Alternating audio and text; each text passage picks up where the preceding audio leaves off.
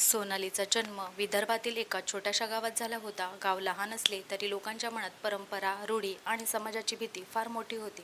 सोनालीचे वडील शेतकरी होते आणि आई शैलजा घर सांभाळणारी कष्टाळू पण जुन्या विचारांची स्त्री होती. सोनाली लहानपणापासूनच अभ्यासात हुशार, स्वभावाने शांत आणि सगळ्यांचे ऐकणारी मुलगी होती. गावात तिचे खूप कौतुक व्हायचे. शाळेत शिक्षक म्हणायचे की ही मुलगी मोठी होऊन अधिकारी बनेल.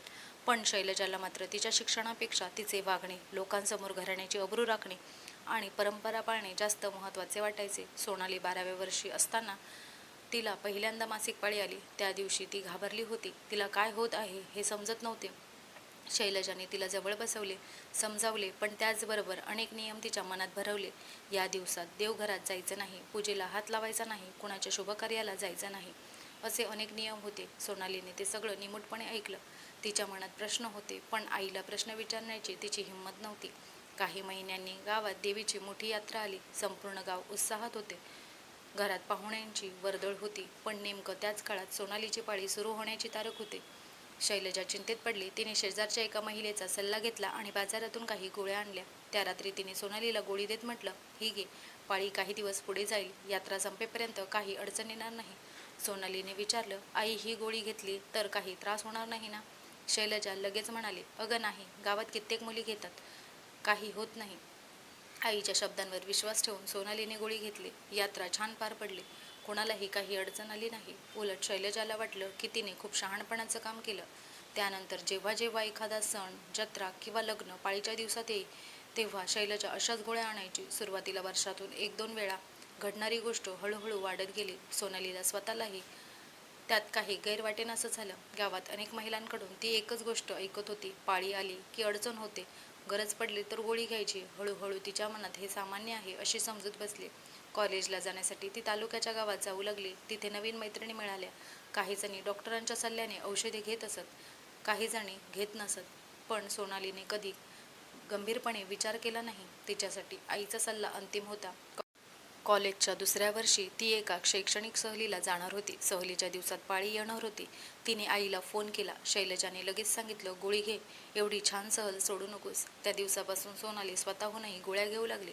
कुठे अडचण वाटली की गोळी, कुठे कार्यक्रम असेल की गोळी. काही वेळा तिला डोकेदुखी व्हायची, कधी मळमळ व्हायची, कधी चिडचिड वाढायची, पण तिने त्याकडे दुर्लक्ष केलं. तिच्या आजूबाजूचे लोकही तेच करत होते. काळ पुढे सरकत गेला. सोनाली पदवीधर झाली. तिच्या सौंदर्याची आणि स्वभावाची चर्चा आसपासच्या गावांतही होऊ लागली. शेवटी तिचं लग्न जवळच्या जिल्ह्यातील अमोल नावाच्या तरुणाशी ठरलं. अमोल चांगला, कष्टाळू आणि समजूतदार होता, पण त्याची आई निर्मला अतिशय पारंपरिक होती. लग्न मोठ्या थाटामाटात झालं. सोनाली सासरी आली. सुरुवातीला सगळं सुरळीत चाललं होतं, पण काही महिन्यातच तिला जाणवलं की इथेही परिस्थिती फार वेगळी नाही. घरात सतत पूजा, व्रतवैकल्य, धार्मिक कार्यक्रम चालू असत आणि प्रत्येक वेळी स्त्रियांच्या पाळीचा विषय निघत असे. एकदा घरात मोठं सत्यनारायणाचं आयोजन होतं. नेमकं त्या दिवशी सोनालीची पाळी येण्याची शक्यता होते. निर्मलाने तिला विचारलं आणि लगेच म्हणाली, गोळी घे, घरची सून पूजेला बसली नाही तर लोक बोलतील. सोनालीने सहज सांगितलं, सासूबाई राहू द्या ना, पाळी आली तर मी बाजूला बसेन. पण निर्मलाला ते मान्य नव्हतं. तिने आग्रह केला. शेवटी सोनालीने पुन्हा गोळी घेतली. नंतर हा क्रम वाढत गेला. कधी कुणाचं लग्न, कधी कुणाचं बारसं, कधी धार्मिक सोहळा, कधी यात्रा. प्रत्येक वेळी एकच उपाय, गोळी. वर्षानुवर्षे हे चालू राहिलं. आता तिची आई शैलजा आणि सासू निर्मला दोघीही तिला एकाच गोष्टीचा सल्ला देत होत्या. सोनालीच्या शरीरात मात्र हळूहळू बदल दिसू लागले. तिची पाळी अनियमित झाली. कधी खूप उशिरा येई, कधी अचानक जास्त रक्तस्राव होईल. ती वारंवार थकलेली दिसू लागली. चेहऱ्यावरचं तेज कमी झालं. अमोलला हे जाणवत होतं. तो म्हणायचा, डॉक्टरांकडे जाऊया. पण घरातील मोठ्या स्त्रिया म्हणायच्या, लग्नानंतर असं होतंच, काळजी करू नको. एके रात्री सोनाली अंगणात बसून आकाशाकडे पाहत होती. तिला स्वतःच्या शरीराविषयी पहिल्यांदाच भीती वाटत होती. तिला जाणवत होतं की काहीतरी बरोबर नाही, पण ती स्वतःच्या मनाला समजावत होती. कारण आयुष्यभर तिला शिकवलं गेलं होतं की मोठ्यांचं ऐकायचं, प्रश्न विचारायचे नाहीत. लग्नाच्या दिवसात घरात सतत गोंधळ, हशा आणि गाण्यांचा आवाज भरलेला होता. पाहुण्यांची ये-जा वाढली होती. स्वयंपाकघरात सतत काही ना काही शिजत होतं आणि अंगणात मंडपाची तयारी चालू होती. बाहेरून पाहिलं तर सगळं अगदी आनंदी आनंद आणि उत्साही वाटत होतं.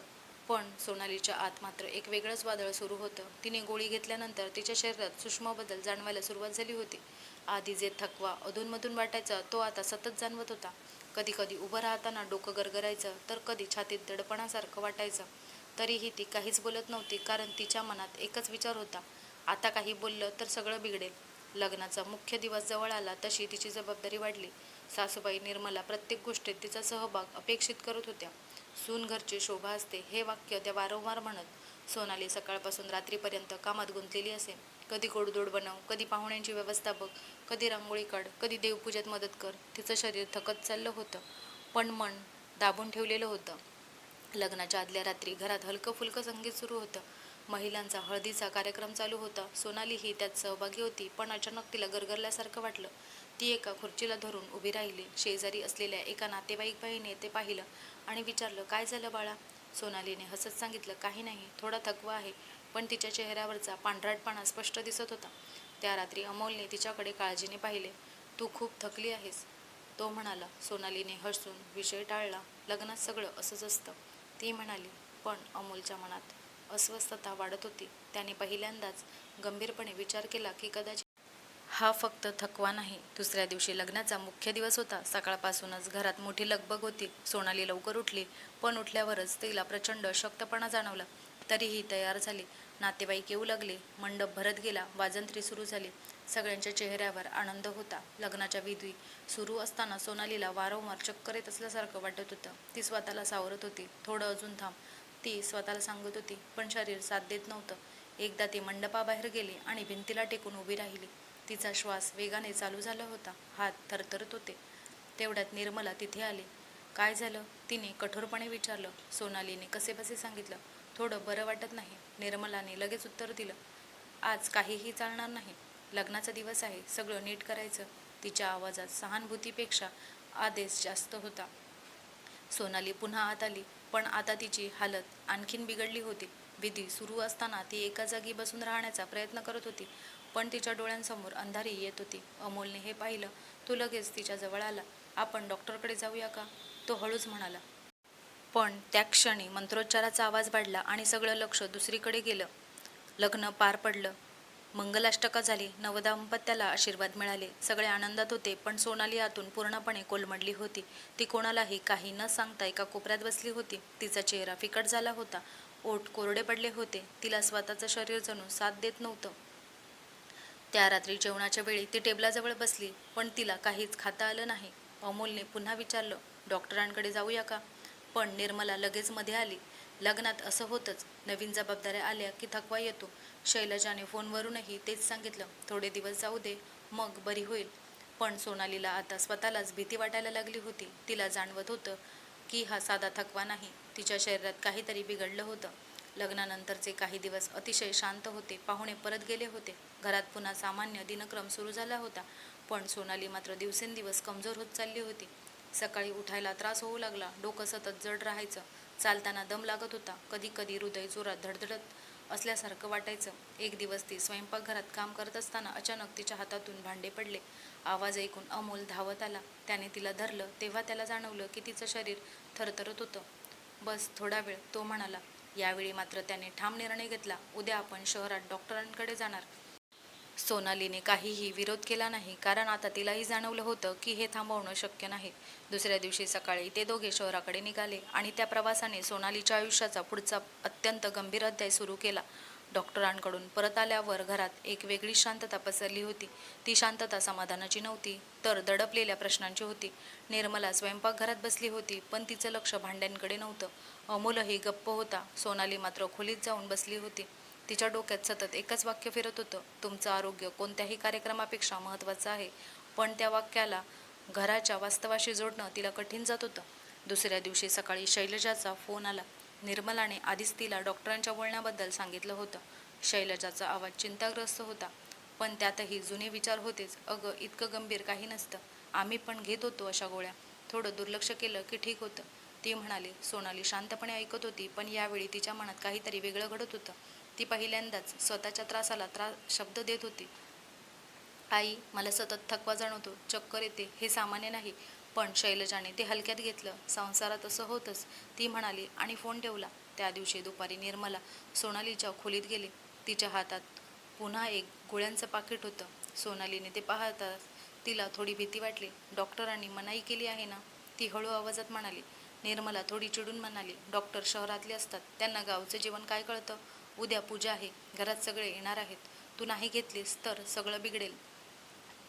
सोनाली पहिल्यांदा थोडी उठून बसली. तिचा आवाज हलका होता पण आतून ठाम होता.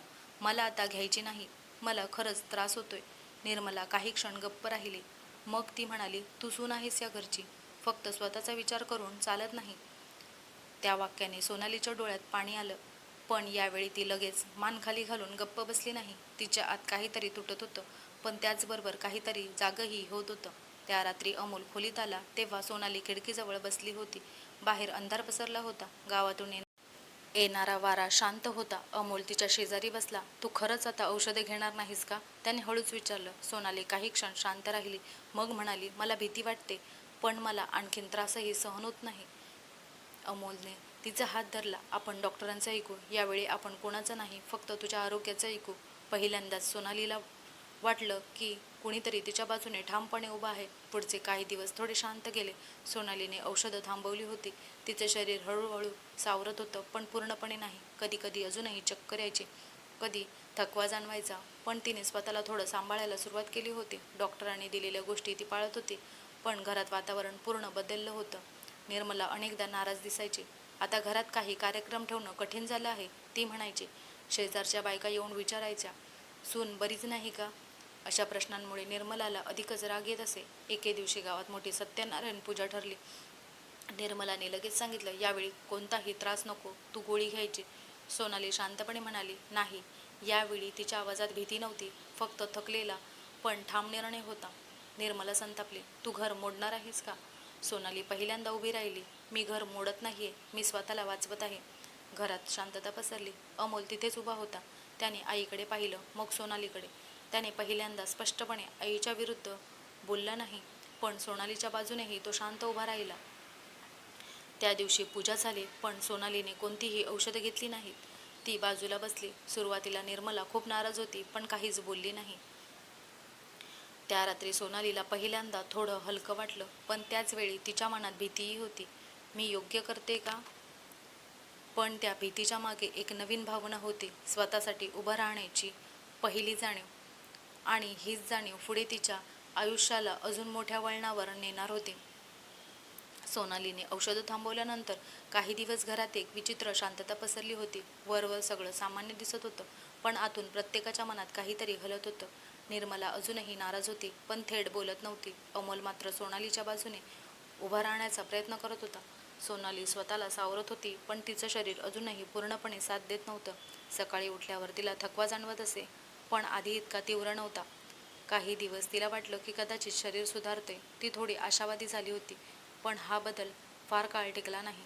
एका सकाळी स्वयंपाकघरात काम करताना तिला अचानक डोकं गरगरल्यासारखं वाटलं. ती भिंतीला टेकून उभी राहिली, पण काही क्षणातच तिचे पाय थरथरायला लागले. अमोल तिथेच होता. त्याने लगेच तिला धरलं. पुन्हा चक्कर? तो घाबरून म्हणाला. सोनालीने होकारार्थी मान हलवली. थोडं थांबते, ठीक होईल. पण त्या दिवशी तिचा थकवा वाढत गेला. दुपारपर्यंत ती बिछाण्यावरच पडून राहिली. निर्मलाने दारातून पाहिलं आणि तोंड वाकडं केलं, पण काहीच बोलली नाही. पुढच्या काही दिवसात सोनालीच्या प्रकृतीत चढ उतार सुरू झाले. कधी ती थोडी ठीक वाटायची, कधी अचानक अशक्तपणा वाढायचा. अमोलने पुन्हा डॉक्टरांना फोन केला आणि पुढच्या तपासण्यांसाठी वेळ घेतली. यावेळी डॉक्टरांनी अधिक सखोल तपासण्या केल्या. रिपोर्ट पाहताना त्यांचा चेहरा गंभीर झाला. तुमचं शरीर अजूनही पूर्णपणे स्थिर नाही, ते म्हणाले. हार्मोनल असंतुलन अजूनही आहे आणि वारंवार झालेल्या औषधांच्या वापरामुळे शरीराची नैसर्गिक सायकल बिघडली आहे. सोनाली शांतपणे ऐकत होती, पण तिच्या डोळ्यात भीती स्पष्ट दिसत होती. डॉक्टर पुढे म्हणाले, आता एकच गोष्ट महत्त्वाची आहे, पूर्ण विश्रांती, योग्य आहार आणि कोणतीही हार्मोनल औषधं स्वतःहून नाहीत. आणि ताण टाळा. अमोलने विचारलं, हे पूर्ण ठीक होईल का? डॉक्टर थोडा वेळ शांत राहिले. वेळ लागेल, पण सुधारणा शक्य आहे. घरी परतताना वातावरण जड होतं. सोनाली खिडकीबाहेर पाहत होती, पण यावेळी तिच्या डोळ्यात विचार नव्हते, तर भीती होती. जर मी बरी नाही झाले तर? घरी पोहोचताच निर्मला पुढे आली. काय म्हणाले डॉक्टर? तिने विचारलं. अमोलने थोडक्यात सांगितलं, विश्रांती आणि काळजी घ्यावी लागेल. निर्मलाचा चेहरा कठोर झाला. म्हणजे पुन्हा सगळं थांबवायचं? घरात काहीच चालणार नाही का? यावेळी अमोल थोडा ठाम झाला. आई, आता सगळं तिच्या तब्येतीवर अवलंबून आहे. निर्मला काही बोलली नाही, पण तिच्या डोळ्यात नाराजी स्पष्ट होती. त्या रात्री सोनाली झोपली नाही. तिच्या मनात सतत एकच प्रश्न होता, मी एवढं का सहन करत आहे? आणि त्याचबरोबर एक अपराधी भावना, मी सगळ्यांना त्रास देत आहे का? पुढच्या आठवड्यात गावात मोठा कार्यक्रम ठरला होता. निर्मला आधीच तयारीत होती. घरात नातेवाईक येणार होते, पूजा होणार होती, पण सोनालीला स्पष्टपणे अशक्तपणा जाणवत होता. तिने शांतपणे सांगितलं, मी सहभागी होऊ शकत नाही. निर्मला संतापली, तू पुन्हा सुरुवात करते आहेस का? सोनालीने यावेळी आवाज उंच केला नाही, पण तिचं उत्तर ठाम होतं. मला खरंच त्रास होतोय. मी स्वतःला जबरदस्ती करू शकत नाही. अमोलने आईला थांबवलं. आई, पुरे आता. डॉक्टरांनी स्पष्ट सांगितलं आहे. पहिल्यांदा घरात मोठा तणाव निर्माण झाला. निर्मला रागाने स्वयंपाकघरात गेली आणि दार आपटलं. कार्यक्रम झाला, पण वातावरणात जुना उत्साह नव्हता. सोनाली खोलीतच बसून राहिली. तिला अपराधी वाटत होतं, पण त्याचवेळी थोडं हलकंही वाटत होतं, कारण तिने पहिल्यांदा स्वतःचं ऐकलं होतं. पण या बदलाचा परिणाम तिच्या शरीरावर आणि मनावर अजून पूर्ण दिसायचा होता. त्या रात्री अचानक सोनालीला तीव्र छातीत धडधड सुरू झाली. तिला श्वास घेणं कठीण वाटू लागलं. अमोल घाबरला. सोनाली, निर्मलाही धावत आली. यावेळी सगळ्यांच्या चेहऱ्यावर भीती स्पष्ट होती. अमोलने तिला आधार देत विचारलं, आपण हॉस्पिटलला जाऊया का? सोनाली काही बोलू शकली नाही, फक्त मान हलवली. आणि त्या क्षणी सगळ्यांना जाणवलं की परिस्थिती आता घरच्या नियंत्रणाबाहेर गेली आहे. त्या रात्री अमोलने तातडीने गाडी काढली. सोनालीला आधार देत तो तिला मागच्या सीटवर बसवत होता. तिचा श्वास अजूनही वेगाने चालू होता आणि चेहरा पूर्णपणे पांढरा फटक पडला होता. निर्मला पहिल्यांदाच गप्प होती. तिच्या डोळ्यात भीती होती, पण त्या भीतीसोबतच एक अपराधीपणाची सावलीही होती, जी ती स्वतःलाच कबूल करू शकत नव्हती. रस्ते अंधारलेले होते. गाडीचा हॉर्न आणि इंजिनचा आवाज त्या शांत रात्रीत घुमत होता. अमोल वारंवार रिअर मिररमध्ये सोनालीकडे पाहत होता. थोडं सहन कर, तो पुन्हा पुन्हा म्हणत होता, जणू त्याच्या शब्दांनीच तिला आधार मिळेल असा त्याचा विश्वास होता. हॉस्पिटलमध्ये पोहोचताच सोनालीला तातडीने आत नेण्यात आलं. डॉक्टर आणि नर्सेस लगेच कामाला लागले. अमोल बाहेर वेटिंग एरियामध्ये बैचेनपणे फेऱ्या मारत होता. निर्मला एका खुर्चीत बसली होती, हातात रुमाल घट्ट पकडलेला, पण तिचं लक्ष कुठेच लागत नव्हतं. वेळ जणू थांबला होता. प्रत्येक मिनिट जड होत चालला होता. काही वेळाने डॉक्टर बाहेर आले. त्यांचा चेहरा आधीसारखाच गंभीर होता, पण यावेळी त्यात थोडा तातडीचा सूर होता. पेशंटची अवस्था खूप स्ट्रेसमध्ये आहे, ते म्हणाले. हृदयावर ताण आला आहे. आम्ही उपचार सुरू केले आहेत, पण पुढचे काही तास खूप महत्त्वाचे आहेत. अमोलच्या पायाखालची जमीन सरकली. डॉक्टर, ती ठीक होईल ना? त्याचा आवाज थरथरत होता. डॉक्टरांनी थेट उत्तर दिलं नाही. आम्ही प्रयत्न करत आहोत. ही वाक्य अमोलसाठी पुरेशी होती. आज सोनालीला ICUमध्ये ठेवण्यात आलं होतं. तिच्या शरीराला मशीन जोडलेले होते. ती अर्धवट शुद्धीत होती. तिला फक्त आवाज ऐकू येत होते, डॉक्टरांचे, नर्सचे आणि दूर कुठेतरी अमोलच्या आवाजाचे. सोनाली, मला ऐकू येते का? अमोलचा आवाज. ती डोळे हलवण्याचा प्रयत्न करत होती, पण शरीर साथ देत नव्हतं. त्या क्षणी तिच्या मनात अनेक आठवणी एकत्र येऊ लागल्या. गावातलं बालपण, आईचा हात धरून घेतलेली पहिली गोळी, कॉलेजचे दिवस, लग्न, सासरी आलेले क्षण, सतत ऐकलेलं एकच वाक्य, काही होत नाही. पण आता तिच्या शरीराला स्पष्टपणे जाणवत होतं की काहीतरी झालं आहे. बाहेर वेटिंग एरियामध्ये निर्मला पहिल्यांदाच रडायला लागली. मीच जबाबदार आहे का? ती स्वतःशीच पुटपुटली. अमोलने तिच्याकडे पाहिलं, पण काही बोलला नाही, कारण त्याच्याकडेही उत्तर नव्हतं. डॉक्टर पुन्हा आत गेले. उपचार सुरू राहिले, पण वेळ जसा पुढे जात होता तसतसा तणाव वाढत होता. काही तासांनी पुन्हा डॉक्टर बाहेर आले. यावेळी त्यांचा चेहरा खूप शांत होता, पण ती शांतता सर्वात जड होती. अमोल उठला. काय झालं डॉक्टर? डॉक्टर काही क्षण थांबले, मग म्हणाले, आम्ही खूप प्रयत्न केले, पण पेशंटला वाचवता आलं नाही. क्षणभर कोणालाच अर्थ लागला नाही. निर्मला उठून उभी राहिली. म्हणजे काय? डॉक्टरांनी हळू आवाजात पुन्हा सांगितलं. ती आता आपल्यात नाही. अमोलला काही सेकंद काहीच ऐकू आलं नाही. त्याचं शरीर जड झाल्यासारखं वाटलं. तो भिंतीला टेकला. निर्मला खुर्चीत बसली आणि एकदम कोसळली. हॉस्पिटलचा कॉरिडॉर शांत झाला. आज सोनालीचं आयुष्य थांबलं होतं, पण बाहेर एक संपूर्ण कुटुंब कोलमडून पडलं होतं. काही वेळाने अमोल आत गेला. सोनाली शांत पडली होती. तिच्या चेहऱ्यावर एक विचित्र शांतता होती, जणू अनेक वर्षांचा संघर्ष संपला होता. त्याने तिचा हात हलकेच धरला, पण तो हात आता प्रतिसाद देत नव्हता. आपण उशीर केला का? त्याने स्वतःलाच विचारलं, पण उत्तर नव्हतं. गावात बातमी पोहोचायला वेळ लागला नाही. शैलजा जेव्हा आली तेव्हा ती पूर्णपणे कोसळली. तिने सोनालीला पाहिलं आणि तिच्या तोंडातून शब्द बाहेर पडले नाहीत, फक्त अश्रू. निर्मला एका कोपऱ्यात बसून फक्त एवढंच म्हणत होती, मी ऐकलं असतं तर. पण आता कोणताही शब्द परिस्थिती बदलू शकत नव्हता. पुढचे काही दिवस घरात पूर्ण शांतता होती. घर जे कधी गजबजलेलं होतं ते आता रिकामं वाटत होतं. सोनालीच्या वस्तू, तिचे कपडे, तिचं अस्तित्व, सगळं होतं, पण ती नव्हती. अमोल अनेकदा बसून विचार करत राहायचा. ती बोलत होती, मी ऐकायला हवं होतं, पण तो स्वतःलाही माफ करू शकत नव्हता. शैलजा आता प्रत्येक क्षणी एका गोष्टीचा विचार करत होती. मी तिला पहिल्यांदा गोळी दिली नसती तर? निर्मला मात्र शांत होती, पण ती शांतता आतून तुटलेल्या मनाची होती. सोनालीची कहाणी संपली होती, पण तिच्या मागे राहिलेला प्रश्न मात्र संपूर्ण घराला आणि गावाला छळत राहिला. परंपरा जपताना आपण माणूस गमावतोय का? तर मित्र आणि मैत्रिणींनो, तुम्हालाही आजची कथा कशी वाटली ते कमेंट करून नक्की सांगा. कथा आवडली असेल तर लाईक, कमेंट, शेअर नक्की करा आणि चॅनेलला सबस्क्राईब करायला विसरू नका. धन्यवाद.